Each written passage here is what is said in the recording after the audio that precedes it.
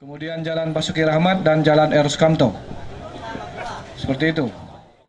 Agar pelaksanaan pemilu 2019 berjalan sesuai aturan, Bawaslu Kota Palembang bersama pemerintah Kota Palembang melakukan penertiban alat peraga kampanye atau APK, serta alat peraga sosialisasi atau APS yang dipasang di tiang listrik dan pohon di sepanjang jalan protokol.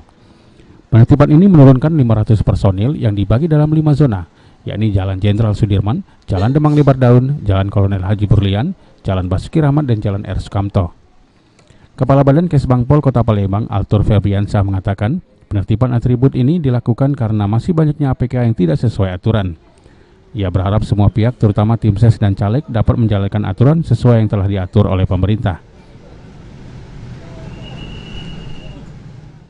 Ke lapangan untuk melihat dan menurunkan atribut yang tidak sesuai dengan aturan, terutama di jalan-jalan protokol, di pohon-pohon, di tiang-tiang listrik yang tidak pada tempatnya. Bukan berarti kita tidak memfasilitasi ya alat peraga sosialisasi ini atau alat peraga kampanye, namun kita mengharapkan semua pihak dapat menjalankan, melaksanakan sesuai dengan aturan yang sudah diatur oleh pemerintah.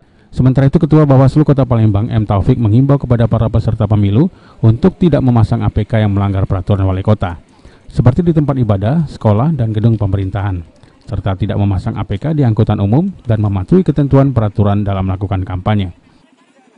Untuk tidak memasang alat peraga sosialisasi yang melanggar perda ataupun perwali ya, tidak memasang alat peraga sosialisasi yang bukan reklame yang bukan untuk peruntukannya, yang memasang di masjid atau di tempat ibadah, di sekolah-sekolah dan gedung-gedung pemerintah. Kami menghimbau jangan dipasang.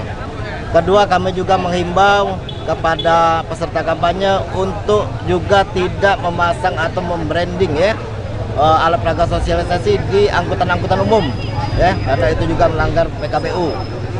Terus kita menghimbau kepada semua peserta pemilu untuk mematuhi ketentuan, peraturan dan perundang-undangan dalam melaksanakan.